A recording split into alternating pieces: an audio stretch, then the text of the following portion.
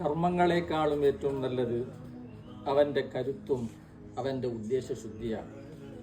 ബനു Israel ക്ഷാമം പിടിച്ച ഒരു കാലഘട്ടമായിരുന്നു. ഒരാൾ മണൽത്തരിയിലൂടെ ഇങ്ങനെ നടന്നു പോകുമ്പോൾ ആ മണൽത്തരിയുടെ കൂമ്പാരം കണ്ട് അദ്ദേഹം മനസ്സിൽ കരുതുകയാണ്, ലൗകാന ഹാദർ റമല ത്വആമൻ ലഖസ്സംതുഹു ബൈനന്നാസ്.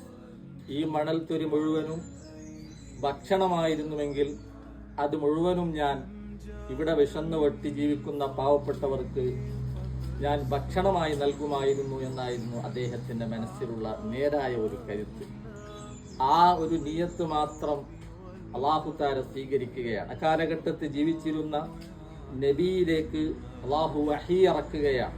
ഇന്നല്ലാഹ ഖദ് സ്വദഖക വശക്കറ ഹുസ്ന സനീഇക. അല്ലാഹു തആല നീ പറഞ്ഞത് സത്യസന്ധമാണെന്ന് അല്ലാഹുവിനെ ബോധ്യപ്പെട്ടിട്ടുണ്ട്. നിന്റെ ആ നല്ല പ്രവർത്തനം, നല്ല ഒരു നിയത്തിന് അല്ലാഹു തആല എല്ലാവിധ നന്ദികൾ അറിയിക്കുകയാണ്. വഅതാക സബാബ മാ ലൗ കാന തആമൻ ഫതസദ്ദഖത ബിഹി.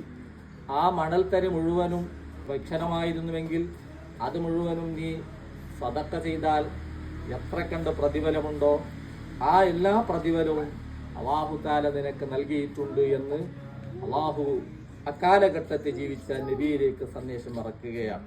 മനുഷ്യൻ ചെയ്യുന്ന കർമ്മങ്ങൾ, ആ കർമ്മങ്ങളിൽ ഏറ്റവും അല്ലാഹു തആലയ്ക്ക് ഇഷ്ടം അവൻ്റെ നിയത്താണ്. നിയത്തുൽ മുഅ്മിനി ഖൈറും മിൻ അമലിഹി. കർമ്മങ്ങളെക്കാളും ഏറ്റവും ഖൈറായത്, ഉത്തമമായത് അവൻ്റെ കരുത്താണ്, അവൻ്റെ ഉദ്ദേശശുദ്ധിയാണ്.